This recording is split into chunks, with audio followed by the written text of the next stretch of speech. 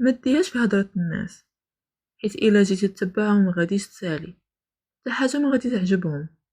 الناس ديما خدمتهم يحطموا العزيمه ديالك، كيما درتي غادي تحير معاهم. الا مشيتي حتى عطيتيهم ودنيك تما بقيتي، وعمرك دير شي حاجه في حياتك. ماشي عيب تسمع باراء الناس القراب ليك ودير بيهم الا عندهم الحق، ولكن حكم عقلك ودور هضرتهم قبل ما تاخد القرار، باش ما تطيحش في الفخ ديالهم وتبقى تابع غير اش كيقولوا ليك. ما تحاولش ترضيهم وتنسى راسك. خاص تكون عندك شخصية مستقلة وقوية باش تعرف كيفاش دير اللي غادي يناسبك انت.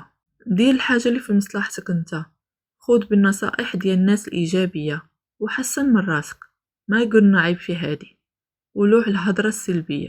ما تسوقش لأي حاجة الناس يقولوها عليك، واحد النهار غادي تعرف باللي راك ضيعت حياتك غير وانت كتحاول تبين راك زوين وتقاد صورتك قدام الناس.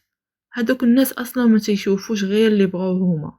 كل واحد في هاد الدنيا كيفاش كيشوفك، كاين اللي غيشوفك زوين وكاين اللي غادي تبان ليه مؤدب وكاين اللي غادي يشوفك فاشل وواحد اخر غتبان ليه راك ناجح. كله كيشوفك كيبغى هو، غير الله بوحدو اللي عارفك على حقيقتك. راه ما عمرك غادي تمنع الناس على الهضره، ولكن اكيد تقدر تمنع راسك باش ما تاثرش بهضرتهم، حيت المفاتيح ديال عقلك بيدك ماشي بيديهم. ودير في بالك ديما الناس غيبغوا يشوفوا اقل منهم ماشي احسن منهم. هادشي علاش بلا ما تصدمك هضرتهم السلبيه على احلامك، تقبل اي حاجه تيقولوها وما تعطيهاش اهميه الا باغي نيت تعيش مرتاح.